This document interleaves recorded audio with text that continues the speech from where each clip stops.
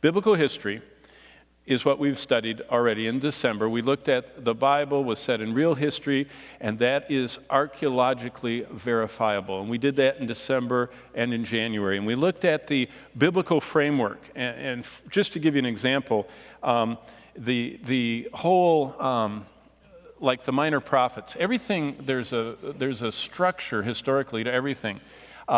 There are 9 minor prophets that are pre-exilic. That means before Israel was exiled, and 3 that are post-exilic. And that is the same as in the historic books. There are 12 minor prophets. There are also 12 historic books.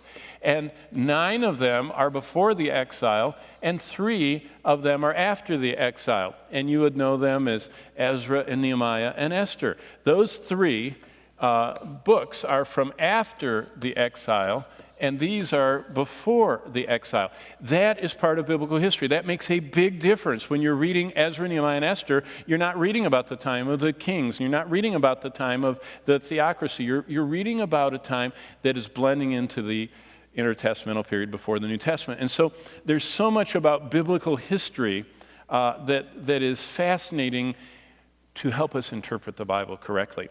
And so the underlying truth is the Bible that we hold tonight is set in real history. I mean, it's not like the Book of Mormon. You can't verify so much of the Book of Mormon. I mean, it's kind of like science fiction or whatever that has no verifiable geographic, historic anything. The Bible, every bit of it that's ever been challenged is archaeologically verifiable. I mean, and we've done this before, and I could go on and on about how much it's been verified. Biblical geography, which is where we are tonight, is that the Bible portrays literal geographic places. Now, there's an intersection with geography.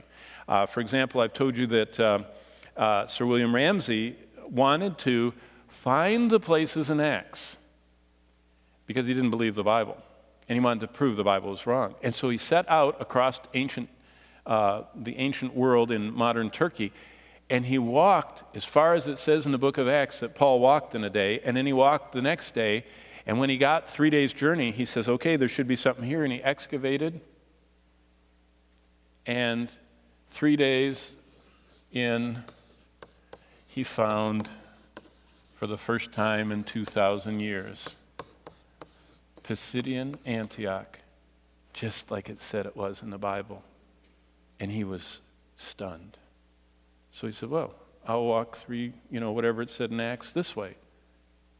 And he found the next city. And basically, you can read Sir William Ramsay, St. Paul the Traveler, and he retraces Paul's life geographically. See, the Bible portrays literal geographic places. And one of the great confirmations that we have is that it really happened. It's real history, and it happened in real places. It's geographically verifiable.